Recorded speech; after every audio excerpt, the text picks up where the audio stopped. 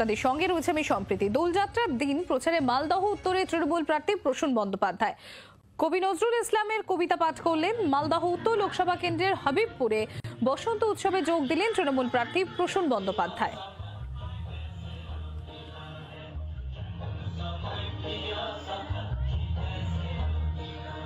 একটা দীর্ঘ সময় কর্মজীবনে মালদায় কাটিয়েছি।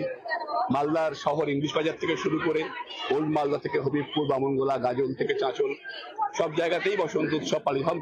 মালদাতেই পালিত হয়, কয়েকটা জায়গার নাম বললাম।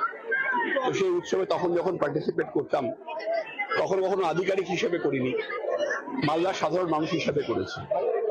আজকেও যখন এখানে বসন্ত উৎসবে পার্টিসিপেট করতে এসেছি তখন কোনো পলিটিক্যাল বার্তা নিয়েও আসেনি। আপনি দেখেছেন মঞ্চে আমি কোনো রাজনৈতিক কথাও বলিনি।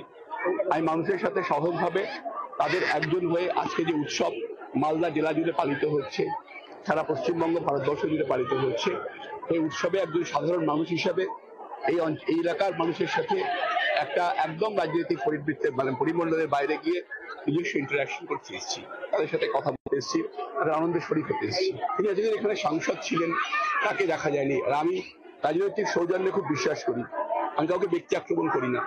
আমি ওনাকে সাংসদ হিসেবেই বলছি যে উনি হবিবপুর থেকে হরিশ্চন্দ্রপুর কোথাও দেখাতে পারছেন না তিনি কি কাজ করেছেন।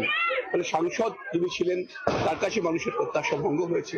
সুতরাং আমরা একদম কনফিডেন্ট ইলেকশন নিয়ে যে তৃণমূল কংগ্রেসই জিতবে, মমতা বন্দ্যোপাধ্যায় জিতবেন, মাটি মানুষের জয় হবে।